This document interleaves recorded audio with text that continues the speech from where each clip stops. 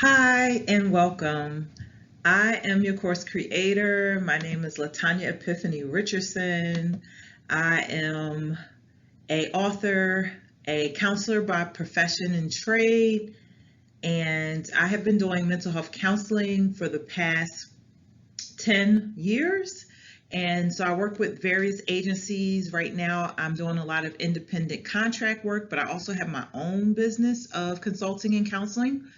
So today I'm going to be teaching a course on emotional intelligence and emotion regulation skills.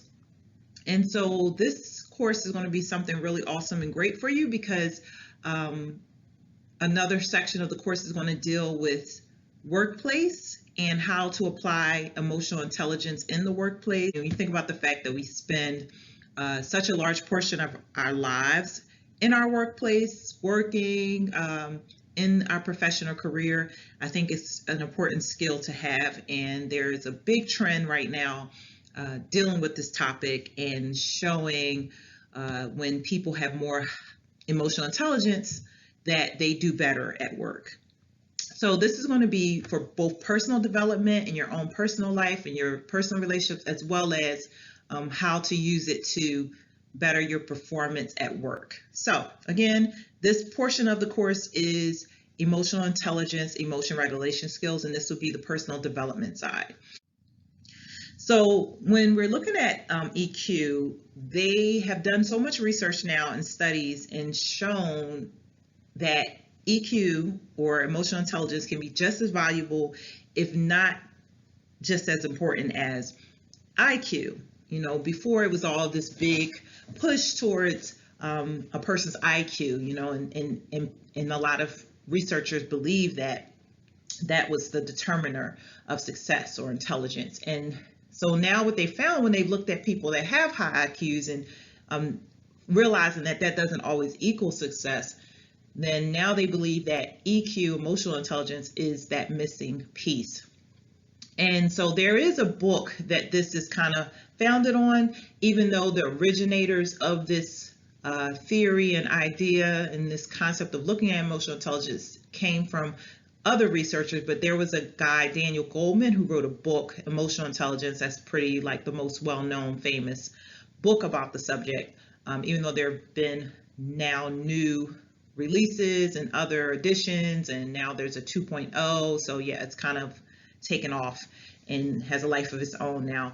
But in this course, I've listed some proven strategies and skills on how to effectively handle your emotions, because I know some of the complaints that I saw with the emotional intelligence book is that it didn't give you a lot of strategies and skills on how to effectively handle and deal with your emotions. So it's like, okay, you understood that there isn't such thing as emotional intelligence and that it's important to have, but what can you do to actually raise your EQ score? So that's what I want to touch on in this course. So one of the things that emotional intelligence can be responsible for, that can help people, they're looking at these different areas, and they're seeing that it actually can help in increasing your self-awareness.